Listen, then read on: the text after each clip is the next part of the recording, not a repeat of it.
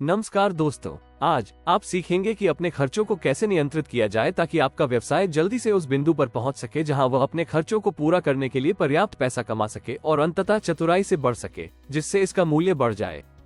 सरलता के लिए बाजरा माल्ट का एक पैकेट, जिसे हम 1 इकाई कहते हैं, इसका बिक्री मूल्य 100 रुपए है। जब आप बाजरा माल्ट की 1 इकाई 100 रुपए में बेचते हैं तो सामग्री की कीमत 46 रुपये होती है। इसके अलावा बाजरा माल्ट की पैकिंग के लिए 4 रुपये और परिवहन और वितरण के लिए 5 रुपये जोड़ें। इसके अलावा 3 रुपये विपणन और विज्ञापन में जाते हैं। तो आपकी परिवर्तनीय लागत, जो आपके द्वारा बेचे जाने वाले बाजरा माल्ट की संख्या के साथ भिन्न होती है, बाजरा माल्ट की प्रति इकाई लगभग 58 रुपये है। अब देखते हैं कि निश्चित लागत क्या है। इससे कोई फर्क नहीं पड़ता कि आप बाजरा माल्ट की कितनी इकाइयां बेचते हैं।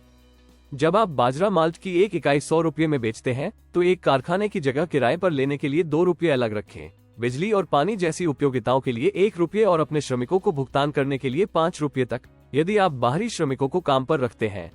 यदि आप ऋण लेते हैं तो अपने बकाया ब्याज में 1 रुपया जोड़ें।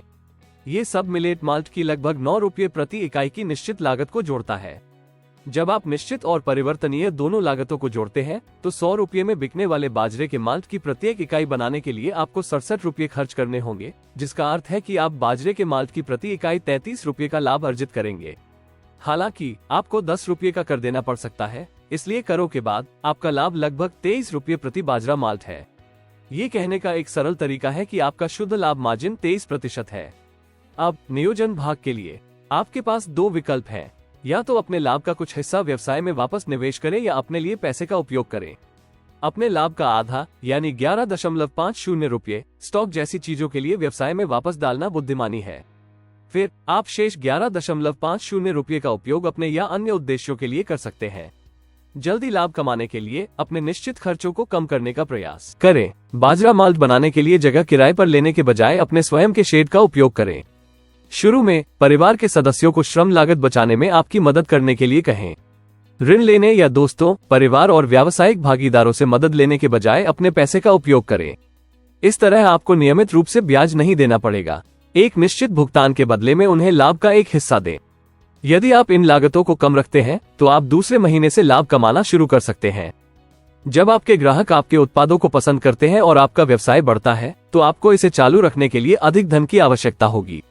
आपको अधिक सामग्री खरीदने, अधिक उत्पाद बनाने और तैयार माल के लिए पर्याप्त पैसा और दुकानों के लिए क्रेडिट की आवश्यकता होगी।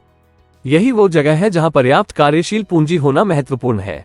इससे आपके व्यवसाय को बढ़ावा मिलेगा। आप ये पैसा बैंकों या स्थानीय समूहों से प्राप्त कर सकते हैं, लेकिन अपनी आय का उपयोग करना सबसे सस्ता तरीका है। अपने मुनाफे का आधा हिस्सा व्यवसाय में रखकर और फिर से निवेश करके आप 2 काम करते हैं। आपके पास काम करने के लिए अधिक कार्यशील पूंजी होगी और आप अपने व्यवसाय के मूल्य में वृद्धि करेंगे। जब आप पुनर्निवेश करते हैं तो आप बड़े ऑर्डर का प्रबंधन कर सकते हैं और अधिक स्टॉक रख सकते हैं। इसके परिणामस्वरूप अधिक व्यवसाय होगा और इसके परिणामस्वरूप आपके व्यवसाय का मूल्य बढ़ेगा।